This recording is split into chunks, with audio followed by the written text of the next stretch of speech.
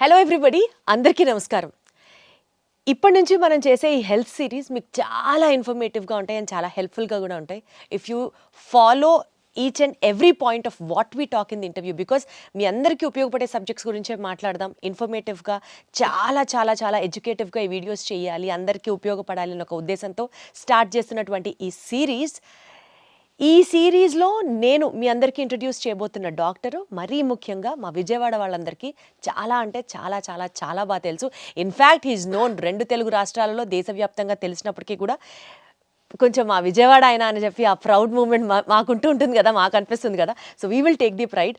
And bariatric సర్జన్గా, successful bariatric సర్జన్గా చాలా థౌజండ్స్ ఆఫ్ మేబీ ఇంకా అంతకంటే ఎక్కువైనా సార్ థౌజండ్స్ ఆఫ్ ఆపరేషన్స్ సక్సెస్ఫుల్గా నిర్వహించిన డాక్టర్ గారు is actually a gastroenterologist and a surgeon. కాబట్టి 2 సబ్జెక్ట్స్ని కంబైన్ చేస్తూ మీ అందరికీ ఉపయోగపడేటువంటి వీడియోస్ చేయడమే ఈ సిరీస్ యొక్క లక్ష్యం.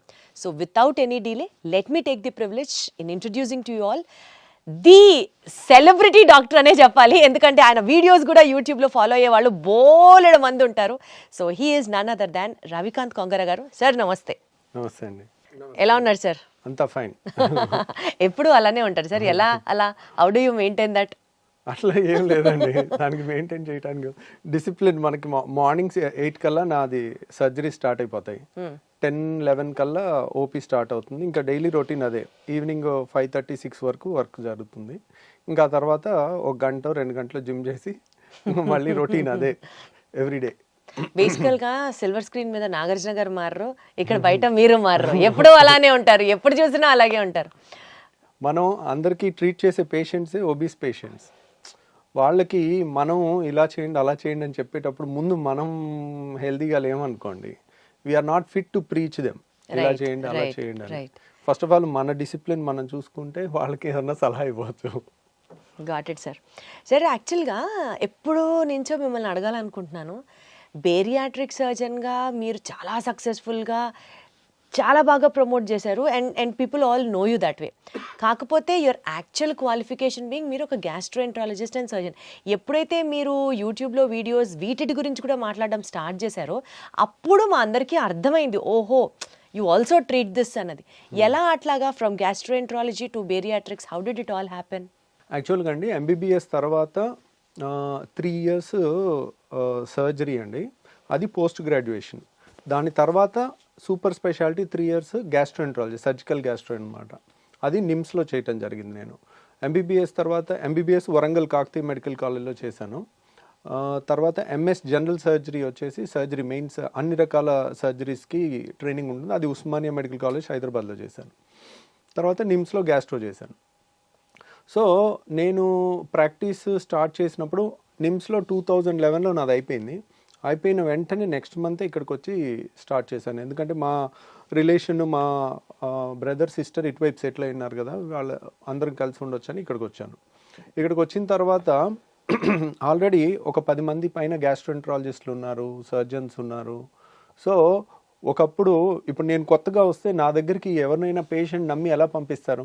ఇప్పుడే పాస్ అవుట్ అయ్యి వచ్చాం, వీడు ఎలా చేస్తాడో ఏం చేస్తాడో ఎప్పటి నుంచో ఉన్న డాక్టర్స్ ఉంటారు కదా. ఇప్పుడు ఒక గాల్ బ్లాడర్ ఆపరేషన్, పసర సంచిలో రాళ్ళకు ఆపరేషన్ చేయాలన్నా, అపెండిక్స్ ఆపరేషన్ చేయాలన్నా, పొట్టకు సంబంధించిన ఎండోస్కోపీ చేయాలన్నా, ఏదైనా కొత్తగా మనం వచ్చినప్పుడు మనం ఎవరికి తెలియదు. యాక్చువల్గా నేను చదువుకుందేమో వరంగల్ అండ్ హైదరాబాద్. ఒక 15 ఏళ్ళు మొత్తం నేను పుట్టింది పెరిగింది అంతా కూడా తెలంగాణలోనే, సెటిల్ అయింది ఇటు. కాబట్టి నాకు ఇటువైపు ఎక్కువ పరిచయాలు లేవు. మా ఫ్రెండ్స్ ఇప్పుడు హైదరాబాద్లో ఏ హాస్పిటల్కి వెళ్ళినా నా జూనియర్స్ కానీ సీనియర్స్ కానీ ఉంటారు. ఏ హాస్పిటల్కి వెళ్ళినా హలో హాయ్ అని పలకరించే ఫ్రెండ్స్ ఉంటారు. ఇక్కడ ఎవరు లేరు. అట్లా నాకు రిఫరల్స్ వచ్చేవి కావు. అంటే పలానా కండిషన్కి ఈయన క్వాలిఫైడ్ డాక్టరు, బెటర్ డాక్టర్ అనేది కొత్తగా వచ్చిన వాళ్ళకి ఎవరు ఉండరు. కాబట్టి నా దగ్గరికి రెగ్యులర్ గ్యాస్ట్రో ప్రాక్టీస్ ఏది వచ్చేది కాదు. ఓకే. దాంతో నాకేంటంటే ఇంకెలాగా చాలామంది చేస్తున్నారు కదా, ఎవరు చేయలేంది కష్టమైంది ఉన్నది బేరియాట్రిక్ సర్జరీ, అది చేద్దాం అనేది నాకు. దానికి స్పెషల్ ట్రైనింగ్ బెల్జియంలో చేసి వచ్చాను అనమాట. సో అందుకని నేను బేరియాట్రిక్ సర్జరీ ఆ కాలంలో ఎవ్వరు చేయట్లేదు. అది మొదలుపెట్టాం. మనం మొదలుపెట్టినప్పుడు ఛాలెంజింగ్ కేసెస్ తీసుకుని, అంటే 200 kgs హైదరాబాద్లో అన్ని కార్పొరేట్ హాస్పిటల్లో వదిలేసిన పేషెంట్స్ని కానీ, పండ్రి కానీ, బాల్భీముడు కానీ, అసలు ఇన్యూమరబుల్ 250 కేజీలు దాటిన పేషెంట్స్, చావు బతుకులు వచ్చిన పేషెంట్స్, అలా చాలామందిని ట్రీట్ చేయగలిగాం. సో అప్పుడు ఫోకస్ అంతా దాని మీద ఉండింది. దానివల్ల బేరియాట్రిక్ సర్జరీ ఎవరు చేసేవాళ్ళు లేరు కాబట్టి మీరు లైమ్ లైట్ లోకి రావడం జరిగింది. అది మోనోపోలీ లాగా ఎక్కువ రిఫరల్స్ అందరూ పేషెంట్ టు పేషెంట్ వచ్చేదన్నమాట. సో అట్లా మనం కష్టమైన పేషెంట్స్, వెరీ లావు ఉన్న పేషెంట్స్, 200 కేజీలు 250 కేజీలు చావు బతుకులో ఉన్నాయి అన్నీ అందరు రిజెక్ట్ చేసినాయి. అవి చేయటం వల్ల దాంట్లో ఎక్కువ గుర్తింపు వచ్చింది. ఎప్పుడైతే కోవిడ్లో మనం ఖాళీగా ఉండి లాక్డౌన్లో ఏదో టైంపాస్కి ఒక గ్యాస్ట్రో అది చదువుకున్నాం కదా, సర్జరీ అది చదువుకున్నాం కదా అని జనరల్ టాపిక్స్ కొన్ని నేను ఒక 40 వీడియోలు చేశానండి.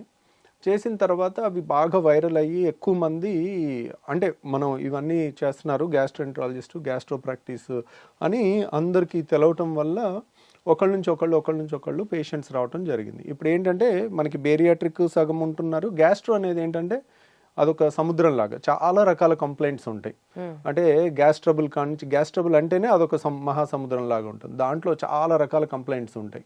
దానికి తోడు ప్యాంక్రియాస్ అని, లివర్ అని, కిడ్నీ రాదు కానివ్వండి, కిడ్నీ చుట్టుపక్కల ఉండే చాలా అవయవాలు కూడా అన్ని పొట్టలోనే ఉంటాయి కదా. గ్యాస్ట్రో అంటేనే పొట్టకు సంబంధించింది. స్ప్లీన్ అని, చిన్న పేగు, పెద్ద పేగు చాలా ఉంటాయి అన్నమాట. ప్లస్ ప్రాక్టాలజీ అంటారు, అంటే చాలామందికి బ్లడ్ పట్టడం, అంటే పైల్స్, ఫిషర్స్, ఫిస్ట్లా, ఇట్లా రకరకాలు, అంటే నోటి దగ్గర నుంచి పేగులో కింద వరకు వచ్చే అంతా కూడా దాంట్లో కవర్ అవుతుంది అన్నమాట. బట్ ఒకటి సార్, ఇలా 2 స్ట్రీమ్స్ని మీరు కవర్ చేయడం, మీరు అందులో స్పెషలైజ్ అయి ఉండడం ఇప్పుడు మాకు చాలా హెల్ప్ అవుతుంది. బికాజ్ అటు బేరియాట్రిక్ సబ్జెక్ట్ గురించి అన్నా మీ దగ్గరికే రావాల్సి ఉంటుంది, ఇటు గ్యాస్ట్రో సమస్య ఏదైనా సరే మీ వైపే చూడాల్సి ఉంటుంది. సో ఐ థింక్ ఇప్పుడు మనం స్టార్ట్ చేసే ఈ సిరీస్లో let us talk about both the issues, 2 cover అయ్యేటట్టు. ఎందుకంటే అవే ప్రజల్ని ఇప్పుడు బాగా పీడిస్తున్నటువంటి మెజారిటీ ఆఫ్ ది ప్రాబ్లమ్స్లో అవి కూడా ఉన్నాయి. కాబట్టి టు స్టార్ట్ విత్ అండి, ఈ ఎపిసోడ్లో స్పెషల్గా మనం గ్యాస్ ప్రాబ్లం గురించి మాట్లాడుకుందాం. గ్యాస్ ప్రాబ్లం అనేది చాలామంది రెగ్యులర్గా ఫేస్ చేస్తూ ఉన్నటువంటి ప్రాబ్లమే. గ్యాస్ వదలడం అనేది మధ్యలో నలుగురిలో ఉన్నప్పుడు కాస్త ఇబ్బందిగా అనిపించవచ్చు. అండ్ బ్లోటింగ్, కడుపు ఎప్పుడు ఫుల్గా అనిపించడం, ఏమి తినాలనిపించకపోవడం. సో మేబీ ఇవాల్టి రేపటి మనకున్న స్ట్రెస్డ్ లైఫ్ స్టైల్ ఒక మేజర్ రోల్ ప్లే చేస్తున్నా సరే, గ్యాస్ ప్రాబ్లమ్ని కనుక సరిగ్గా ట్రీట్ చేయకపోతే చాలా కాంప్లికేషన్స్ కూడా వస్తాయని విన్నాము. So you have to tell us అసలు గ్యాస్ ప్రాబ్లం అంటే ఏంటి సార్, ఎన్ని రకాలు ఉంటాయి, and how do we overcome this? So గ్యాస్ట్రోఎంట్రాలజిస్ట్కి అంతా గ్యాస్ మయం లాగే ఉంటుందండి. రోజు ఉదయం నుంచి సాయంత్రం వరకు పేషెంట్స్ అందరూ గ్యాస్ అని వస్తారు. యాక్చువల్గా గ్యాస్ అనేది ఏమి ఉండదండి. యాక్చువల్గా టెక్స్ట్ బుక్లో సార్ నాకు గ్యాస్ ట్రబుల్ ఉందని అంటారు. గ్యాస్ ట్రబుల్ అనే వర్డ్ ఎక్కడ పుస్తకాల్లో ఉండదు.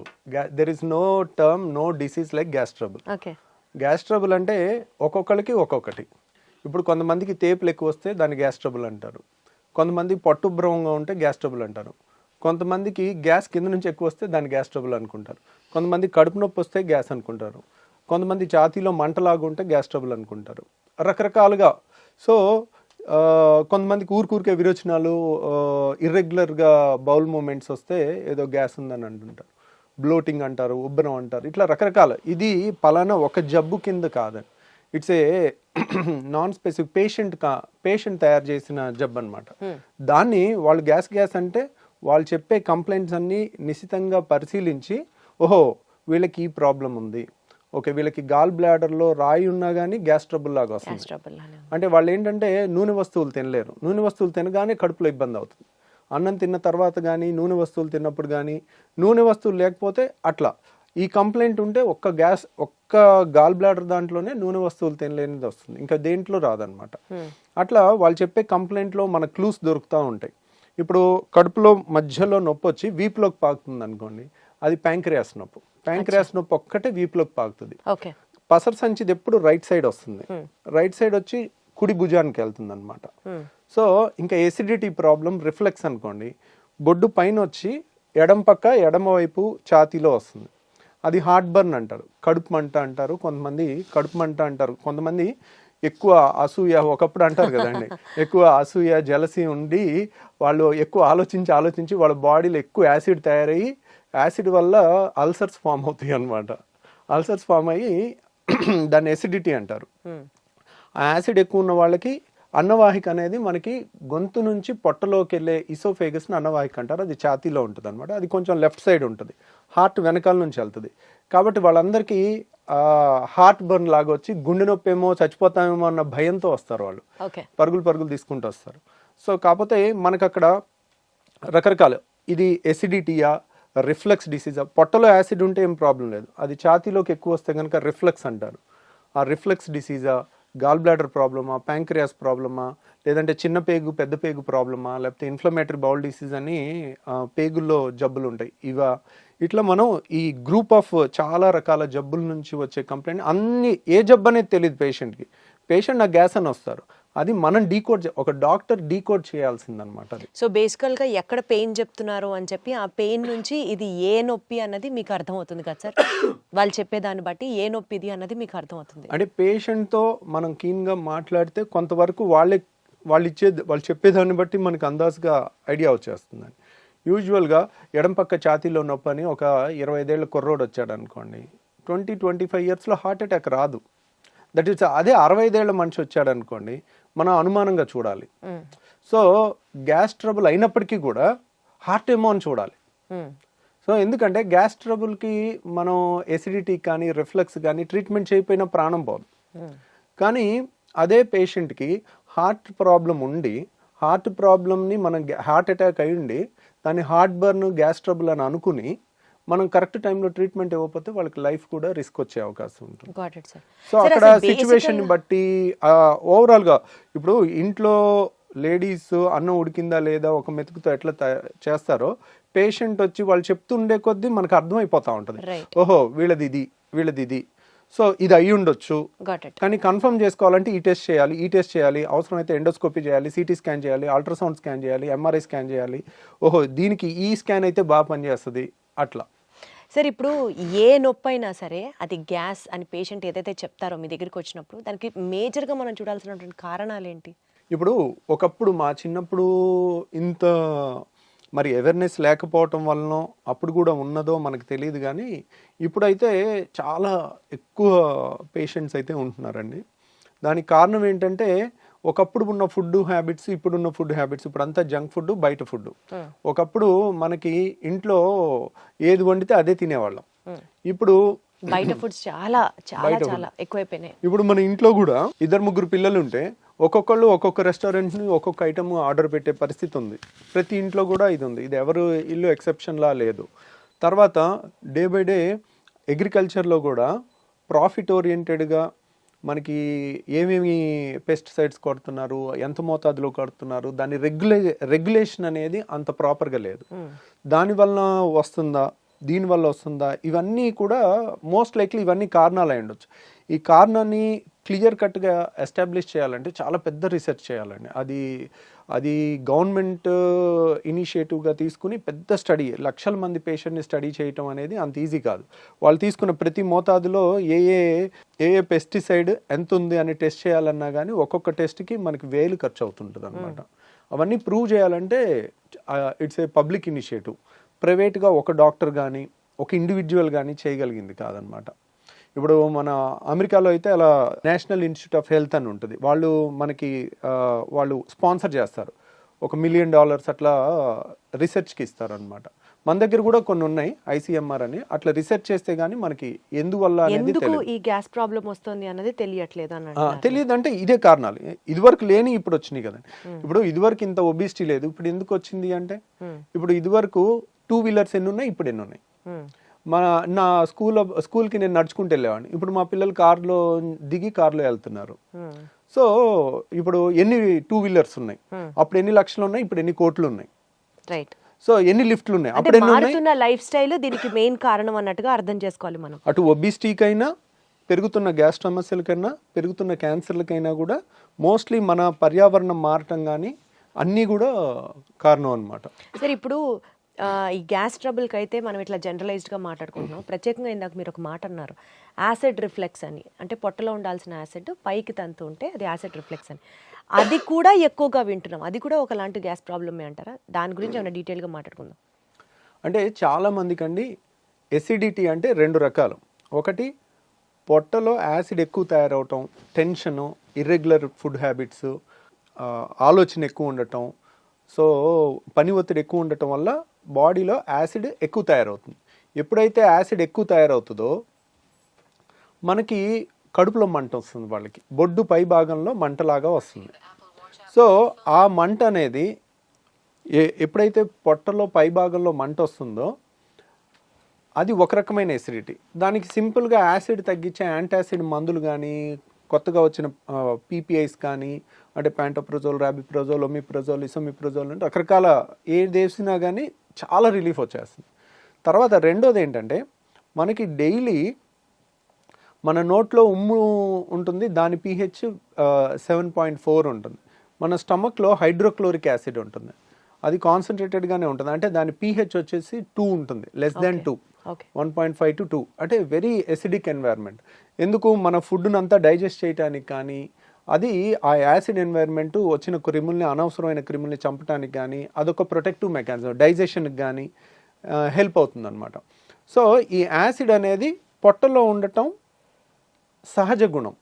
కాబట్టి పొట్టలో ఎంత యాసిడ్ ఉన్నా మనకి ఇబ్బంది అయ్యదు. ఎందుకంటే పొట్ట గోడలో స్టమక్ వాల్లో యాసిడ్ని తట్టుకునే శక్తి ఉన్న వాళ్ళని ఆల్రెడీ మన బాడీ తయారు చేసుకుంది. ఇప్పుడు చూడండి, మన కాళ్ళు, అరికాళ్ళు అనేది మందంగా ఉంటాయి. అరికాళ్ళ మీద నడిచినా మనకి అవి మందంగా ఉండటం వల్ల అది అడాప్ట్ అయి ఉంటుంది అనమాట, మనకి ఏ ఇబ్బంది ఉండదు. అంతే బరువు మన చేతి మీద, కాలు మీద, వేరే చర్మం మీద పెడితే ఆ చర్మం ఊడిపోద్ది. ఎందుకు? ఇట్ ఈస్ నాట్, దానికి తయారవ్వలేదు, నడవటానికి అరికాలు తయారైంది. అలాగే యాసిడ్ని తట్టుకోవటానికి మన స్టమక్ వాల్ తయారైంది అనమాట. జీర్ణాశయం యొక్క ఎక్కడైతే యాసిడ్ ఉంటుందో ఆ లోపల పొర యాసిడ్ని తట్టుకునే విధంగా తయారైంది. కానీ మన అన్నవాహిక, ఇసోఫేగస్, ఇక్కడ నుంచి ఇక్కడ వరకు ఉన్న ఇసోఫేగస్ మాత్రం అది యాసిడ్కి తట్టుకునేటట్టు తయారవ్వలేదు. కాబట్టి పొట్టలో యాసిడ్ ఉంటే కొంచెం కడుపు మంట వస్తుంది, చాలా ఈజీగా ట్రీట్ చేయొచ్చు మనం. వాళ్ళకి గ్యాస్ ట్యాబ్లెట్ ఇస్తారు, కొన్ని యాంటాసిడ్ ఇస్తారు, తగ్గిపోతుంది, they will be very happy. కానీ ఈ పొట్టలో ఉండాల్సిన యాసిడ్ ఇక్కడ వాల్వ్ ఉంటుంది, ఛాతీకి పొట్టకి ఛాతీకి మధ్యలో ఒక వాల్వ్ ఉంటుంది, దాన్ని హయాటస్ అంటారు. ఆ హయాటస్లో వెడల్పుగా ఉండి వాల్వ్ లూజ్గా ఉంటే దాన్ని హయాటస్ హెర్నియా అంటారు. చాలామందికి ఎండోస్కోపీ రిపోర్ట్ చూస్తే లాక్స్ ఎలియస్ అంటారు. లాక్స్ ఎలియస్ అంటే లోవర్ ఇసోఫేజియల్ స్పింక్టర్. ఇసోఫేగస్ అంటే అన్నవాహికలో ఇక్కడ ఒక కంట్రోల్ ఉంటుంది, అప్పర్ ఇసోఫేజియల్ స్పింక్టర్ అని. ఇక్కడేమో lower oesophageal sphincter. Lower oesophageal అయిపోయిన తర్వాత స్టమక్ స్టార్ట్ అయిపోతుంది, అంటే జీర్ణాశయం స్టార్ట్ అయిపోతుంది. సో ఇక్కడ వాళ్ళు లూజ్గా ఉంటే కనుక దాన్ని లాక్స్ ఎలియస్ అంటారు, లోవర్ ఇసోఫేజియల్ స్పింక్టర్. లేదంటే అక్కడ లూజ్గా ఉండటం వల్ల హయాటస్ హెర్నియా అంటారు. గ్రేడ్ 1, గ్రేడ్ 2, గ్రేడ్ 3, గ్రేడ్ 4 ఉంటుంది. గ్రేడ్ 4 అంటే ఇంత వెడల్పుగా ఉంటుంది అక్కడ. అంటే ఏంటి, ఇప్పుడు ఇక్కడ ఎప్పుడైతే వాల్వ్ చాలా గ్రేడ్ 4 లూజ్గా ఉంటుందో పొట్టలో ఉన్న యాసిడ్ అంతా ఊరికే పైకి వస్తూ ఉంటుంది. పొట్ట అనేది, జీర్ణాశయం అనేది మనం ఫుల్గా తిన్న తర్వాత అది గ్రైండర్ ఆన్ అయినట్టు అవుతుంది. ఆన్ అయినప్పుడు గ్రైండర్కి పైన మూత పెట్టలేదు అనుకోండి, ఎట్లయితే పైకి చిమ్ముతుందో అట్లా ఈ పొట్టలో ఉండాల్సిన యాసిడ్ అంతా అది ఫుడ్ తిన్నాక ఇలా పైకి ఇసోఫేగస్లోకి వస్తుంది. ఇసోఫేగస్ గోడ ఏమైంది, మన అన్నవాహిక గోడ అనేది యాసిడ్ని తట్టుకోవటానికి తయారవ్వాల, కాబట్టి అది విపరీతమైన మంట వస్తుంది, దాన్ని హార్ట్ బర్న్ అంటారు. వీళ్ళు ఏం తినకపోతే హ్యాపీగా ఉంటారు. ద మొమెంట్ తిన్న తర్వాత వాళ్ళకి ఒక గంట 2 గంటలు ఆ గ్రైండర్ లాగా ఆడినంతసేపు యాసిడ్ అనుకొచ్చి ఈ ఛాతీ అంతా మంట పట్టేసినట్టు ఉండటం, భుజంలో నొప్పి రావటం, ఎడం భుజంలో రావటం, తర్వాత ఎడం పక్క ఛాతీలో వచ్చేసరికి వెంటనే గుండె ప్రాబ్లం అని గడగడలాడిపోతూ ఉంటారు. ఎక్కడో టీవీలో చూస్తారు 25 ఏళ్ల మనిషి ఒక ఇలా కూలబడి చచ్చిపోతే అది హార్ట్ అటాక్ కాదో కూడా ఎవరికి తెలియదు. ఎవరికి తెలుసు? Sudden death. It is a sudden death. Heart attack అని ప్రూవ్ ఉండదు, కానీ అందరూ దానికి లేబుల్ వేసేస్తారు. ఇప్పుడు మీడియా ఎవరన్నా సడన్ గా కోల్బడి చచ్చిపోయారు అనుకోండి, హార్ట్ అటాక్ అని తోసేస్తారు. Who can prove it? దానికి రియల్ గా ప్రూవ్ చేయాలంటే సడన్ డెత్, సడన్ గా కళ్ళు తిరిగి పడిపోయి చచ్చిపోవటానికి చాలా కారణాలు ఉంటాయి. సో ఇప్పుడు అంతెందుకు, మనకి ఒలింపిక్స్ ఆడే ఒలింపిక్ ప్లేయర్స్ కూడా రన్నింగ్ చేస్తూ సడన్ గా కోల్బడి చచ్చిపోయినట్టుంది. మరి వాళ్ళకి హార్ట్ అటాక్ వస్తుందా? అథ్లెట్స్కి రాదు కదా. సో చాలామంది ఏంటంటే మీడియాలో ఎమెచ్యూర్ పీపుల్, అంటే నాన్ ప్రొఫెషనల్ పీపుల్ ర్యాపిడ్ కన్క్లూజన్స్కి వస్తారు. ఆ ర్యాపిడ్ కన్క్లూజన్స్కి వచ్చి ఒక యంగ్స్టరు కళ్ళు తిరిగి పడిపోతే హార్ట్ అటాక్ వచ్చి చచ్చిపోయాడని అలా ప్రొజెక్ట్ చేశారనుకోండి, ఎడం పక్క గుండెలో నొప్పి వచ్చిన, హార్ట్ బర్న్, యాసిడ్ ప్రాబ్లం వల్ల, రిఫ్లెక్స్ వల్ల వచ్చిన వాళ్ళందరూ నిద్రలేని రాత్రులు గడపాల్సి వస్తుంది. అమ్మో నేను చచ్చిపోతే సార్, ఎలాగా? కానీ అసలు ఈ యాసిడ్ రిఫ్లెక్స్ వల్ల ప్రాణాలు పోయే సిచ్యువేషన్ కూడా ఉంటుందా సార్? ఉండదు, కానీ ఆ భయంతో ప్రాణం పోయినట్టు బతుకుతారు వాళ్ళు. అయ్యయ్యో. సో ఎప్పుడైతే ఎక్కడో టీవీలో ఒకటి చూసి సడన్గా యంగ్స్టర్స్లో కూడా హార్ట్ అటాక్స్ పెరిగిపోయినాయి అని మీడియాలో వచ్చింది అనుకోండి, అమ్మో ఎడం పక్క నొప్పి వస్తుంది, నాకు గుండె నొప్పి ఏమో, నేను అలా చచ్చిపోతానేమో, నా పిల్లలు ఏమైపోతారు, నా భార్య ఏమైపోద్ది, ఇంకా రాత్రి అంతా నిద్రపోకుండా అలా కూర్చుని ఉంటారు వాళ్ళు, బయటికి చెప్పుకోలేరు. కానీ వాళ్ళకి ఏదైనా తింటేనే కదా వచ్చేది ఆ అనీజీనెస్. కానీ వచ్చినప్పుడు కూడా మరి తింటే ప్రతి పూట తింటారు కదా. ఇప్పుడు కొంతమంది ఇర్రెగ్యులర్ టైమింగ్స్లో, ఈ కాలంలో స్ట్రెస్ లేని జాబ్ ఏది ఉంది, రైట్. కరెక్ట్ టైంకి ఫుడ్ తినే జాబ్ ఏది ఉంది? అందరూ పరుగులు తీస్తా ఉండి రాత్రి 10ంటికి వచ్చి బిర్యానీ తిని వచ్చారనుకోండి, ఇంకా రాత్రి అర్ధరాత్రి 12ంటికి వాళ్ళకి వస్తుంది కరెక్ట్గా. ఆ టైంలో ఇంకా వాళ్ళు నిద్రపోరు పాపం, ఒకసారి ఇంట్లో వాళ్ళు నిద్రపోనివారు, కొంతమంది సైలెంట్గా సఫర్ అవుతా మరి ఉంటారు. ఏంటి సార్ దీనికి ప్రాబ్లం? ఆ లూజ్ అయిన వాల్వ్ ని టైట్ చేయొచ్చా? ట్రీట్మెంట్ ఏంటి? ఇంకా వాళ్ళు ఏం తినకుండా ఉంటారు? అంటే గ్యాస్ ట్రబుల్లో చాలా మంది ఇలాంటి పేషెంట్స్ ఏంటంటే వీళ్ళకి మందులు ఇచ్చి ఫస్ట్ తగ్గించవచ్చండి. అంటే కంప్లీట్గా తగ్గించకపోయినా కంప్లీట్గా ఒక వాల్వ్ అనేది స్ట్రక్చరల్ డిఫెక్ట్ ఉంటే it has to be rectified. Okay. Acid ఎక్కువ ఉందనుకోండి, యాసిడ్ని తగ్గించవచ్చు. ఇక్కడ యాసిడ్ ఎక్కువ ఉండటం ప్రాబ్లం కాదు, నార్మల్ ఉండాల్సిన యాసిడే ఉంది, కానీ పొట్టలో ఉండాల్సిన ఛాతీలోకి వస్తుంది. రైట్. సో అక్కడ లూజ్గా ఉన్న వాల్వ్ని సో ఏదో విధంగా టైట్ చేసుకోవాలి. ఆ టైట్ చేసుకునే ముందు మనకి కొన్ని జాగ్రత్తలతో తగ్గించవచ్చు. ఆ జాగ్రత్తలు ఏంటంటే రిఫ్లెక్స్ కేర్ అంటారు దాన్ని.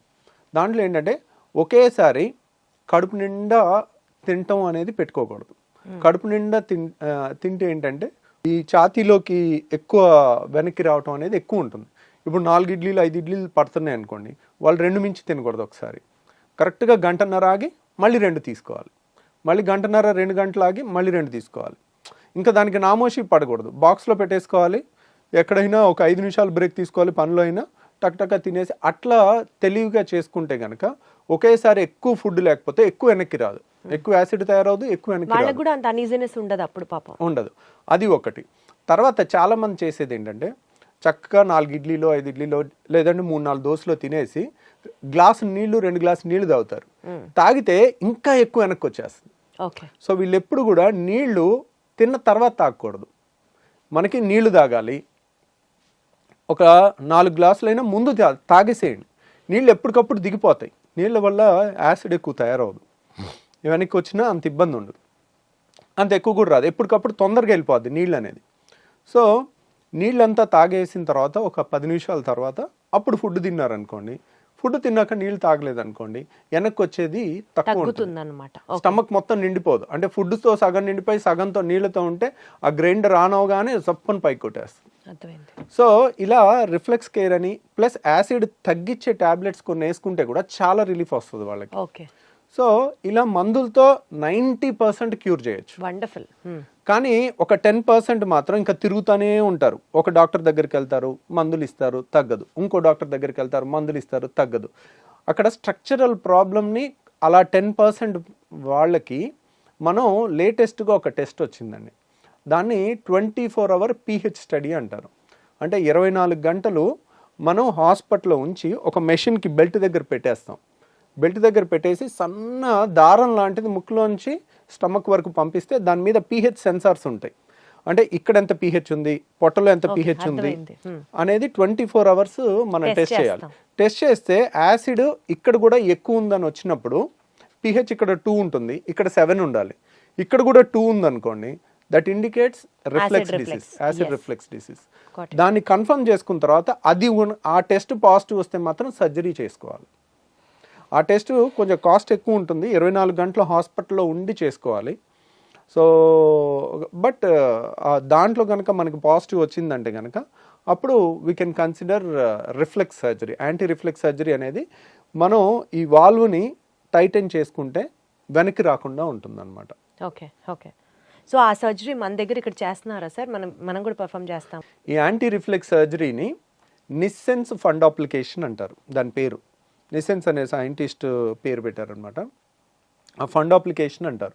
దానికి ఆల్మోస్ట్ కోత ఉండదు, కుట్టు ఉండదు, చిన్న హోల్ ద్వారా చేస్తాము.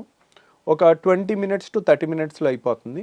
ఈరోజు మార్నింగ్ చేస్తే నెక్స్ట్ డే ఈవినింగ్ 95% డిశ్చార్జ్ అయిపోతారు. ఇంకొక 5% నెక్స్ట్ డే డిశ్చార్జ్ అవుతారు. సో ఇది ఎఫెక్టివ్నెస్ ఎంత ఉంటుంది అంటే కనుక ఆల్మోస్ట్ 75% నుంచి 85% వరకు ఉంటుంది. ఒక 25%కి సగం రిలీఫే ఉంటుంది. ఎందుకు దాంట్లో 100% గ్యారంటీ చెప్పలేకపోతున్నాం. ఇప్పుడు రాళ్ల సమస్య ఉంది, గాల్ బ్లాడర్ తీసేసాం, 100% క్యూర్, మళ్ళీ జన్మలో వాళ్ళు మన దగ్గరికి రావాల్సిన పని ఉండదు. అది 100% అనే 99% 100% గ్యారంటీగా చెప్పేయచ్చు. అదే రిఫ్లెక్స్ దాంట్లో 70 to 85% అనేది చాలా హై రిజల్ట్ అనమాట. సో ఎందుకనంటే ఇప్పుడు ఏదన్నా తీసేయటం తేలిక. గాల్ బ్లాడర్ తీసేసాం, అయిపోయింది. గర్భసంచి తీసేసాం, అయిపోయింది.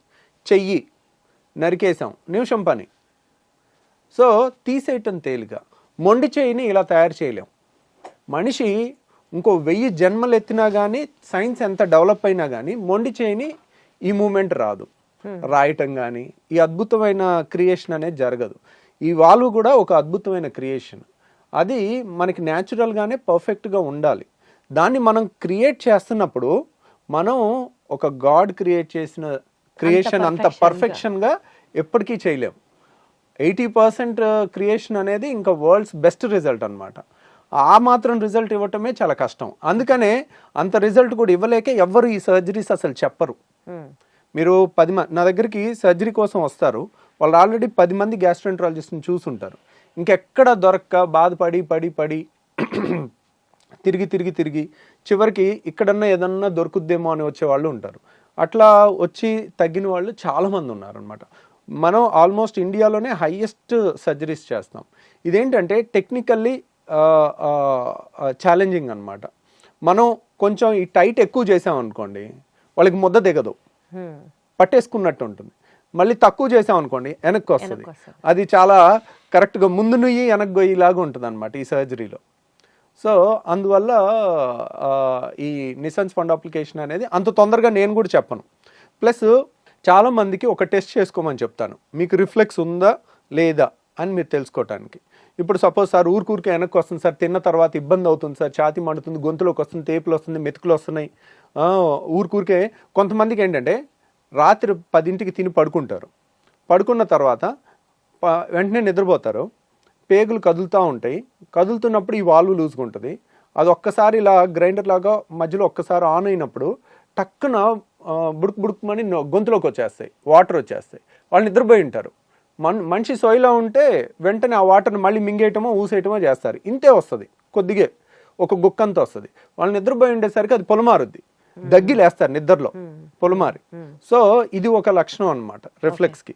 ఇంకొకటి ఏంటంటే కడుపు నిండా తినేసి ఏ మనిషి అయినా, సపోజ్ ఒక 20 ఏళ్ళ కుర్రోడో 30 ఏళ్ళ పర్సన్ మన దగ్గరికి ఈ కంప్లైంట్స్తో వచ్చినప్పుడు కడుపు నిండా 4-5 ఇడ్లీలు అందరూ మీ ఫ్రెండ్స్ అంతా ఎలా తింటారో అలా నువ్వు తిని ముందు కొంగు, ముందు కొంగి కాళ్ళతో చేతులతో కాళ్ళు పట్టుకోవటానికి ట్రై చేయి.